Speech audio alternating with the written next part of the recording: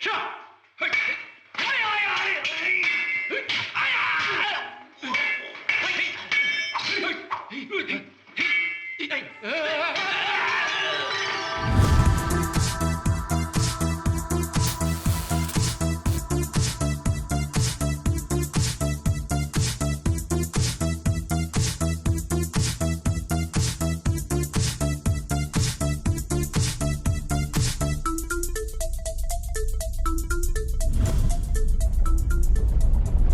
！Don't forget folks, before we go any further, if you haven't already, please subscribe to the channel, like the video, ring the bell, and all that jibber jabber, and thank you very much for supporting Invincible Asia.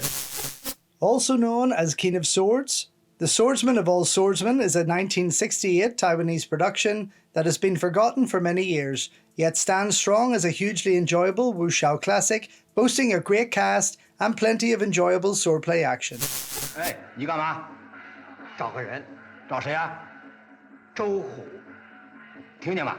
咱们周大爷的名字也是这小子随便叫的。Directed by the prolific and fantastic Joseph Kuo, director of over 70 feature films, and the very same man behind kung fu classics such as The 18 Bronze Men, 7 Grandmasters, The Mystery of Chess Boxing, Born Invincible, and World of the Drunken Master, The Swordsman of All Swordsmen delivers a classic tale of revenge that sees a young man take on a 20-year-long mission of vengeance to find the man who killed his parents.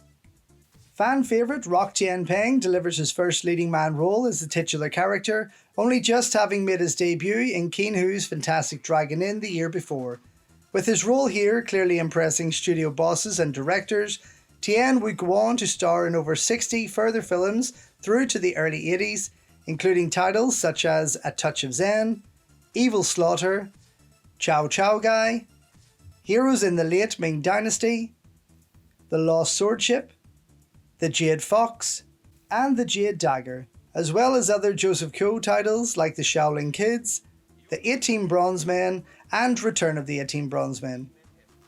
As well as proving himself as a martial arts star, Rock would also direct 7 of his own features from 1974 to 1984, such as The Notorious Bandit, The Majesty Cat, The Silver Spear, and The Legend of All Men Are Brothers, to name but a few.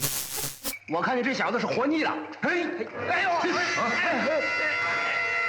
周虎在不在？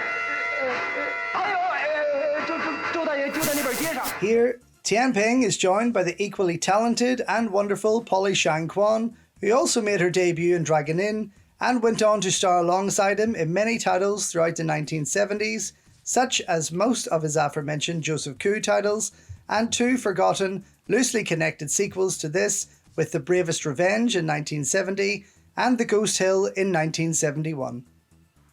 But Quan would fast become a star in her own right, with this pint-sized, feisty female fighter proving herself time and time again in classics such as The Ghostly Face, Back Alley Princess and its sequel Chinatown Capers, A Girl Called Tigress, Shaolin Death Squads, 18 Jade Arhats, Adventure at Shaolin, and the absolutely wild Zodiac Fighters. Together, both stars provide top-class entertainment that, although early in their careers, clearly defines the star power they both had. They are joined by a recognisable cast of stars including Chang Nan, Qiu Qian, Miao Tian, Shi Han, Ko Yumin, Liu Shi, and Cao Ming. Eagle-eyed viewers should also keep an eye out for a young Li Chiu Nam, who would, of course, go on to become a popular director himself just the following year, giving us classic titles such as The Hot, the Cool and the Vicious, Eagle's Claw, Phantom Kung Fu, Shaolin Invincible Sticks, Challenge of the Lady Ninja, and Moon Lee's Beauty Investigators, among many more.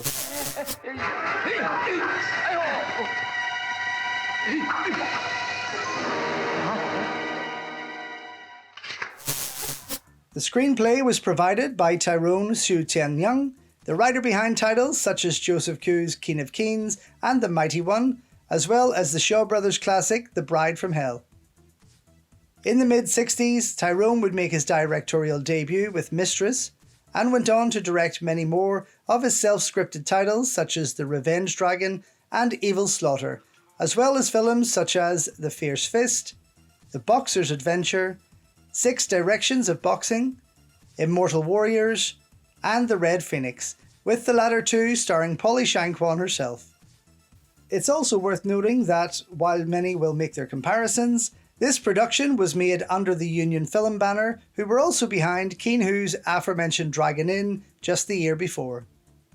Featuring plenty of exciting swordplay action, courtesy of martial arts director Pan Yao-kun, who also served as a co-director, The Swordsman of All Swordsmen still proves to be as impressive and important today as it was upon release over 50 years ago, with its tasteful cinematography, gorgeous scenery, and great performances from all involved, proving that Kuo should be remembered alongside the finest of wuxia cinema from that period, such as Keen Ho and many others.